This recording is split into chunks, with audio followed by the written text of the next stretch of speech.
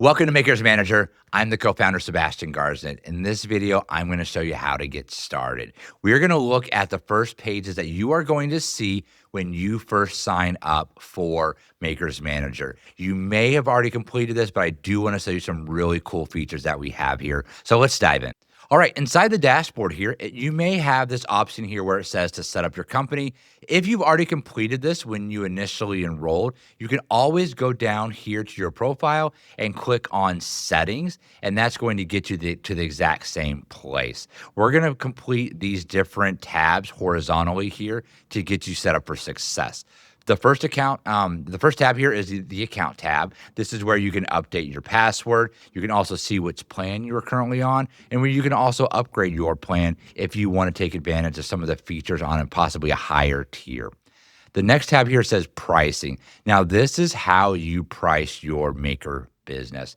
Some businesses like to have a business overhead bucket. If that is you, if you like to have a percentage of your revenue that comes in that is dedicated to your overhead, you can certainly toggle this on. I'm going to keep mine toggled off. I do not use that as a standard within my business, but I know many of them do, so we like to offer that. Down below here, this is a fantastic offering that is something most makers are going to want to take advantage of. So make sure that you set this up for your business, because you're going to be using this throughout the platform when you start creating your products. And this is called the target profit multiplier. So what it is here is there's two different methods that makers use. They use either the margin or the multiplier. The margin is when you hear the lingo and terminology of, I'm looking to get a 70% margin, a 30% margin. This is the profit margin of the product. The other lingo or term that people use, and it's what I use in my business, is the multiplier. I like to talk in multipliers such as 4x return, 3.5x, 5x return. For instance, if my candle costs $5 to make and I want to have a 4x multiplier, that means I want to sell my product for at least $20. So that is the two different options that you have here. So select whatever method you want. I'm going to go with the multiplier method, and I'm going to have mine, which is set here at a 4x.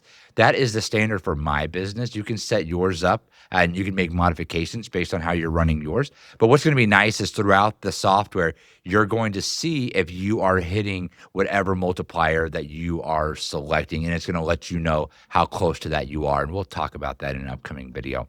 The next option here under your target profit is your wholesale discount. Now, the majority of people are going to use a 50% discount being their wholesale price versus their retail. So if your retail price is $20, you're wholesaling it for $10. If your retail price is $50, you're wholesaling it for $25. That 100% markup is what is standard in any type of retail environment.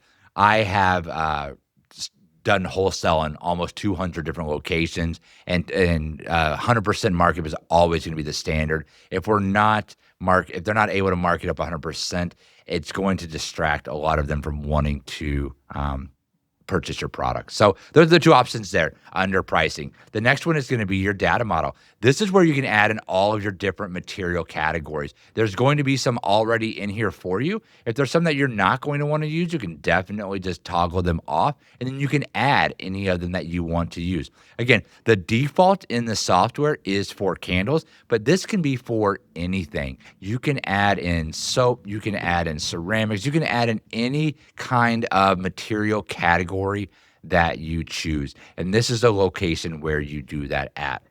Storage locations, this is going to be if you are in a warehouse and you want, okay, these are on shelf A, this is an aisle 5. If you have storage locations, you can certainly add that here. Or if you're doing this out of your home or a small location and you have an offsite facility, but you want to keep track of where that's at, you can also put that in here. This is not something that you must do, but it is something that you can certainly take advantage of here.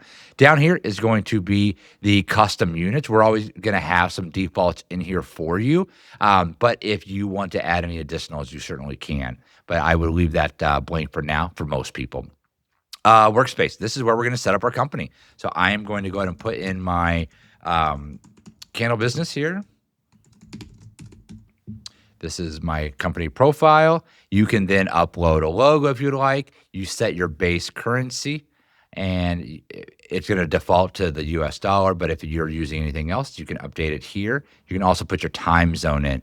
This here is the danger zone. Be cautious with this. This is if you wanted to reset everything. If you needed to start fresh, this is where you could come and do it. Instead of deleting all of your products, you could just come right here and do that. Be very cautious because that's not reversible. Next spot here is going to be sales. This is going to be if you want to put your default tax rate in here, just so that you can have that created with a new order. I'm going to leave this blank for now. If you want to import your data, if you are using another software such as Inventora or CraftyBase, you can export all of your data and then you can import it right into ours. You would just click here and you drop it right in. We even have the templates for you. We have templates for both material imports you can do and then product imports.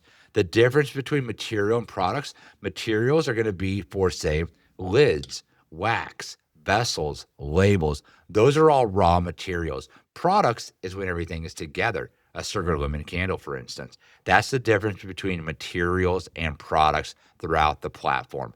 Materials are raw and products are when you build something. All right, that is it for getting started with setting up. In the next video, we're going to start diving into the different tabs going down the left here. So you are going to be set up for success within Maker's Manager. I'm super excited that you're here. As always, if you ever need any assistance, click on your profile, click on help and support. There's going to be plenty of different options for you here to search for how to use the platform.